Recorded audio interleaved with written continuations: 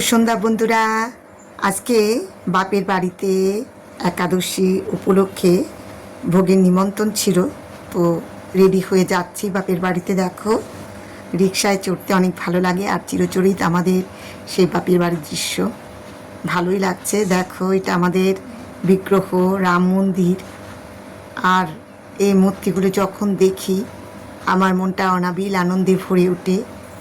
ভাবলাম তোমাদের কাছে এই সুন্দর দৃশ্যটা শেয়ার করি। দেখো কত সুন্দর আমাদের এই মন্দির। তোমরা যদি পারো এখানে দর্শন করতে যেও, কারণ একটাই রাম মন্দির আছে চট্টগ্রামে, সেটাই হচ্ছে রঘুনাথ জিউস্বামীর মন্দির।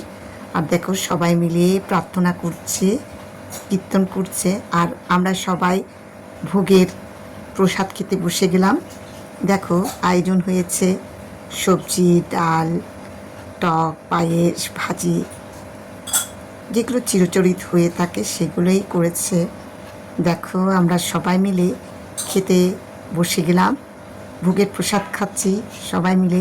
বাপের বাড়ির সব মানুষদের পেয়ে অনেক আনন্দ লাগছে, তো সেটাকে মেমোরেবল করার জন্য একটা ছবিও তুলেছি। দেখতে দেখতে সন্ধ্যা হয়ে গেল।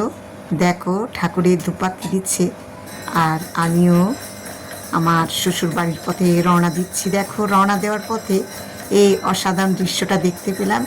এটা আশুলিয়া উপলক্ষে একটা মিছিল বের হয়েছে, আর সেখানে এইগুলো সাজানো হয়েছে। দেখলাম অনেক রকম মসজিদের ক্যাটাগরিতে রথের মতো তৈরি করেছে। আর দেখো, আমি একা একা চলে আসছি। আজকের জন্য টাটা।